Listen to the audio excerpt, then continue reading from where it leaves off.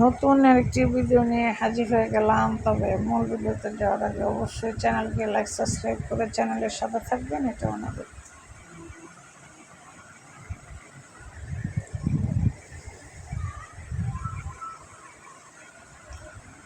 একজন আপু বলছে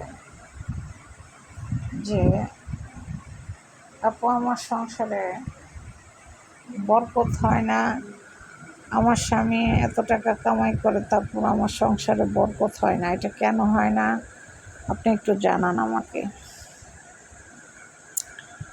তো সেই আপুর উদ্দেশ্যে আজকে আমার ভিডিও তৈরি করা। বিশেষ করে আপনি যখন যে কোনো, ধরেন আপনার লবণ শেষ হয়ে গেছে বা তেল শেষ হয়ে গেছে, এখন নতুন তেলের ডিব্বা আপনার স্বামী আপনাকে এনে দিয়েছে, আপনার পুরাতন যে তেল ছিল ডিব্বার ভিতরে, নতুন ডিব্বার তেল আপনি যখন ঢালবেন পুরাতন ডিব্বায়, তখন বিসমিল্লাহির রহমানির রহিম বলে তেলটা ঢালবেন।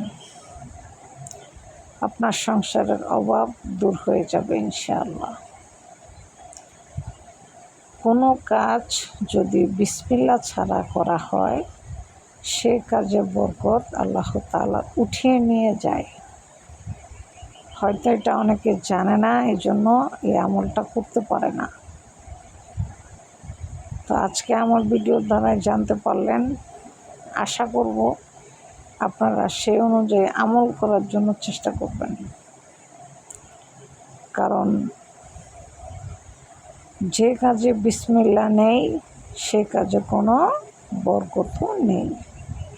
সেখানে যদি স্বামী কোটি টাকা কামাই করে কোনো কাজ হবে না। তো আশা করি আপনি আমার কথার উত্তর পেয়েছেন। যে কোনো কাজ আপনি করবেন, শুরুতে বিসমিল্লাহির রহমানির রহিম পাঠ করে ওই জিনিসটা হাত দিবেন বা ওই জিনিসটা ডামে রাখবেন। যদি এটা চাল হয় বা তেল হয় বা পেঁয়াজ আনছে বা সবজি আনছে, মাছ আনছে, যা কিছু আপনার স্বামী আনছে, সব কিছু বিসমিল্লাহির রহমানির রহিমের সহিত করার জন্য চেষ্টা করবেন। ইনশাআল্লাহ আপনার সংসারের অভাব দূর হয়ে স্বাচ্ছন্দ্য চলে আসবে আর আপনার সংসারের অভাব দূর হয়ে যাবে ইনশাআল্লাহ।